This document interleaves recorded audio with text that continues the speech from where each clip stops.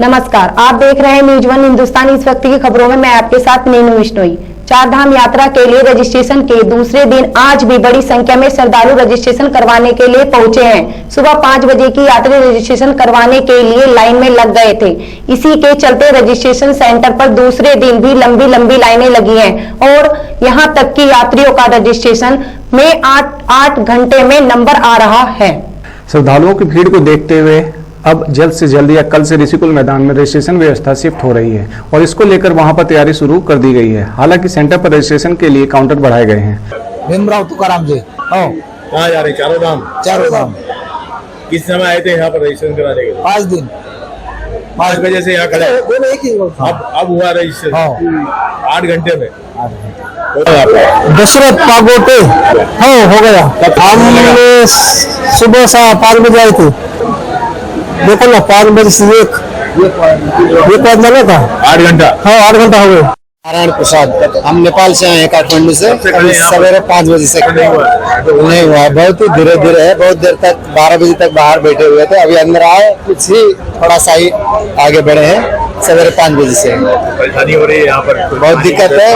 पानी, एक बोतल पानी पिया और 2 बिस्कुट खाया और कुछ नहीं, खाना पीना कुछ नहीं। अजय वीर सिंह का कहना है कि जो भी रजिस्ट्रेशन करवाने आएगा सभी का रजिस्ट्रेशन होगा, किसी को निराश नहीं होना पड़ेगा। संभवतः कल से रजिस्ट्रेशन ऋषिकुल मैदान में होगा, वहां अधिक होंगे, टेंट होगा, कूलर, पानी, पार्किंग आदि की व्यवस्था रहेगी। कोई परेशानी किसी को नहीं होगी। ये राही होटल में हमारी रजिस्ट्रेशन की कल काफी लोगों के बढ़ते हुए उत्साह की वजह से काफी भीड़ आई थी। उसके उपरांत हमने व्यवस्थाओं को बढ़ाया है। उसके लिए राही होटल में हमने स्टॉल भी बनाए हैं, शेड की व्यवस्था करी गई है, पानी की व्यवस्था करी है, कूलर पंखे भी यहाँ पे लगाए गए हैं।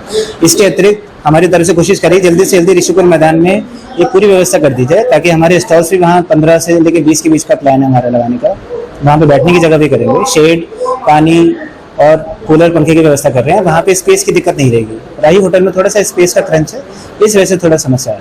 हमारी कोशिश तो है कि कल से ही हो जाए, बाकी देखिए वहाँ पे समस्या नहीं रहेगी। वहाँ पार्किंग का स्पेस भी सफिशिएंट मिलेगा, वहाँ पे टॉयलेट्स की व्यवस्था भी कर रहे हैं, यूरिनल्स के लिए भी बोला गया है।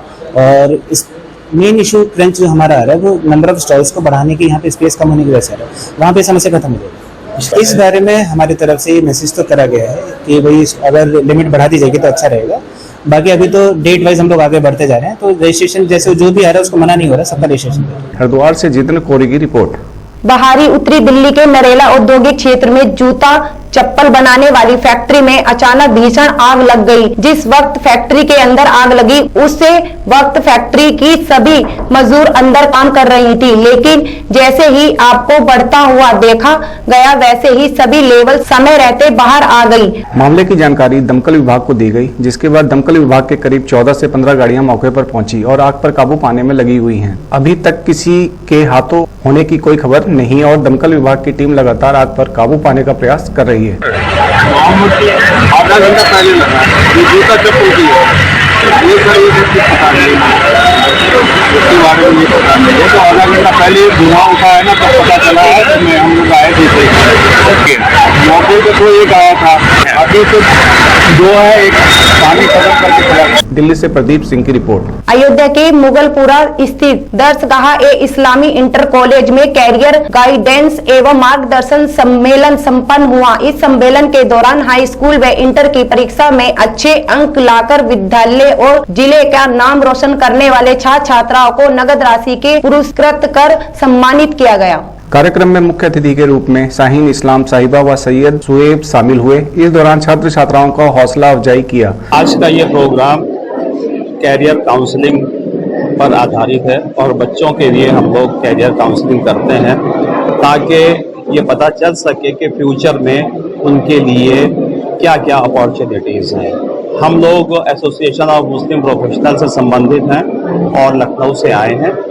हम लोगों का एकमात्र उद्देश्य यही है कि हमारी जो यंग जनरेशन है उसको इस प्रकार की जानकारी दी जाए कि कैरियर अपॉर्चुनिटीज़ क्या क्या हैं और उनको किस तरह से दिया जा सकता है। हर बच्चे में अलग अलग प्रतिभा, अलग अलग सलाहियत होती है। हम लोगों का एक पर्पस ये भी होता है कि कि हम उन बच्चों की सलाहियतों को और उनकी प्रतिभा को निखारने का प्रयास करें। कार्यक्रम में बच्चों के द्वारा भी कार्यक्रम प्रस्तुत किए। इसके बाद बच्चों को गार्जियन का भी प्रोग्राम हुआ। कार्यक्रम में विद्यालय में अध्ययनरत छात्राओं के अभिभावकों ने बड़ी संख्या में शिरकत की और मुख्य अतिथि व अभिभावकों के बीच छात्रों की शिक्षा दीक्षा से मुतल्लिक विभिन्न बिंदुओं पर बात हुई। कॉलेज में छात्रों छात्राओं के लिए करियर काउंसलिंग और गाइडेंस का प्रोग्राम था, जिसमें चीफ गेस्ट थे जनाब सैयद शोएब साहब और शाहिद इस्लाम साहिबा। आप दोनों एमपी से एसोसिएटेड हैं। इसके अलावा आपने शाहिद इस्लाम साहिबा जो है वो करियर काउंसलर है, प्रोफेशनल करियर काउंसलर, जो करियर इंस्टीट्यूट ऑफ स्टडीज़ के लखनऊ से रिलेटेड है।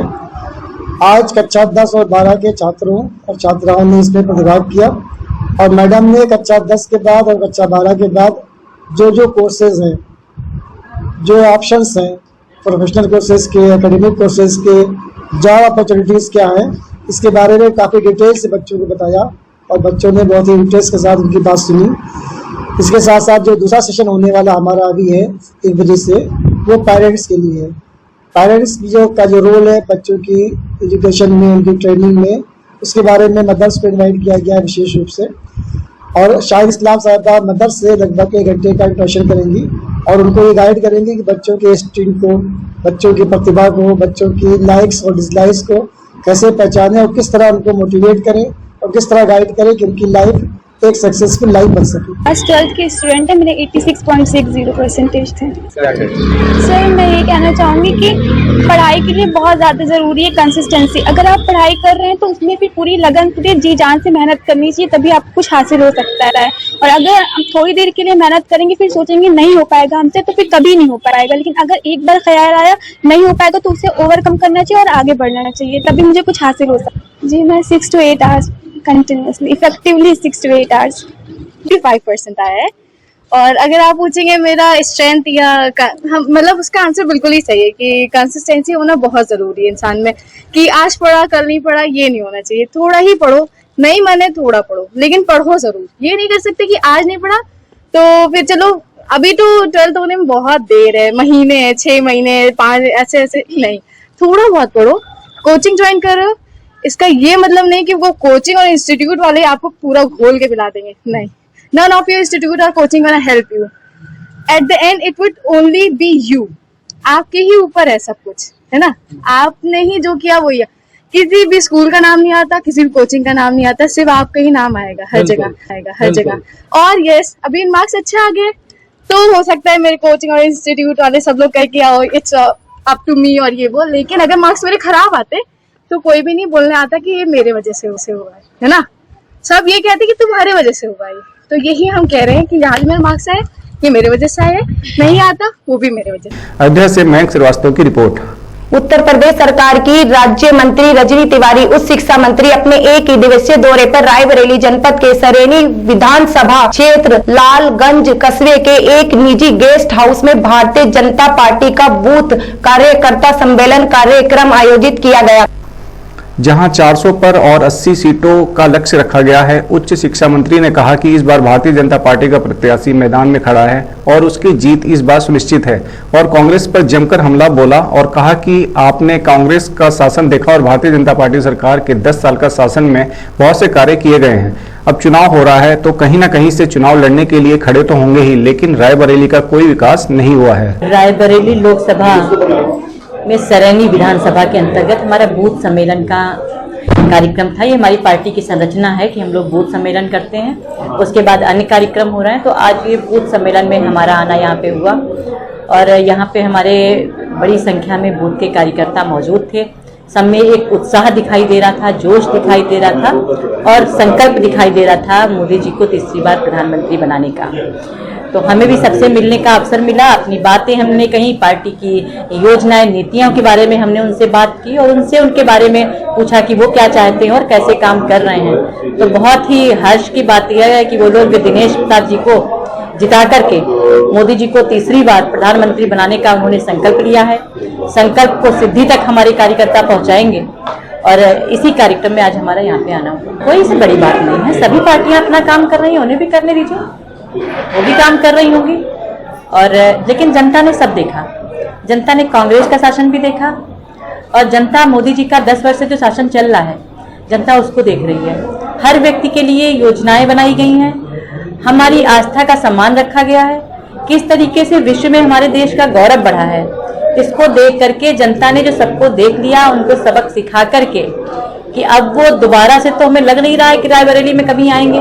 उनको कहीं समझ में नहीं आया, पता नहीं क्या होगा, कहाँ पर से लड़े कहाँ जाएं, तो वो लोग आए। तो कोई बात नहीं है, पार्टियां अपना काम करती हैं, प्रियंका जी भी अपना काम। रायबरेली से व्यापक सोनकर की रिपोर्ट।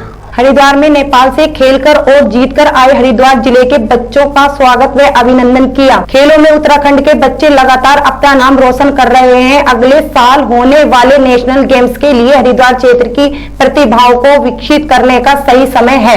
आज शिवालिक नगर और बहादुराबाद के हमारे बच्चे जो नेपाल में खेलने गए थे, उन्होंने फुटबॉल और कबड्डी की प्रतियोगिताओं में सिल्वर और गोल्ड मेडल जीता। उन सभी बच्चों को स्वागत और अभिनंदन किया और आने वाले अग्रिम भविष्य के लिए शुभकामनाएं प्रेषित की। वो नेपाल में अपना नाम रोशन करके आए हैं। हमारे यहाँ से जो जिले से टीम गई थी इंडो नेपाल गेम्स के लिए, और नेपाल में ये लोग फुटबॉल और कबड्डी के अंदर आप लोग गोल्ड और सिल्वर जीत के आएंगे, तो हमारे लिए बहुत खुशी की बात है। हमारे इनके साथ हमारे कोच अजीत जी गए थे। ये लोग बच्चों को वहाँ खेलने के लिए लेके गए थे और बच्चों का वहाँ पे जीतना ये बहुत ही खुशी की बात है हमारे लिए, क्योंकि ये बच्चे जो हैं कल को आने वाले समय में हमारे देश का भविष्य उज्जवल करेंगे, हमारे उत्तराखंड का भविष्य उज्जवल करेंगे। तो इन्हीं बच्चों से ये है कि इनके बच्चों के भविष्य के लिए अग्रिम शुभकामनाएं हैं और ये खूब मेहनत से लगन के साथ आगे भी इसी तरह से खेलते रहें। और हमारे उत्तराखंड में इस समय उदयमान खिलाड़ी योजना भी चल रही है, जिसके अंतर्गत जो बच्चे हैं, जो बच्चे अच्छा कर रहे हैं, उनको सरकार प्रोत्साहित कर रही है। तो मैं चाहूँगा कि आने वाले समय में इन बच्चों को हम लोग सरकार के साथ जोड़ें और इनका लाभ भी कराएं, और आने वाले समय में और अच्छे कंपटीशन इनको खेलने को मिले और ये बच्चे सब जगह अपना नाम रोशन करें। हरिद्वार से मनोज ठाकुर की रिपोर्ट। आप देख रहे हैं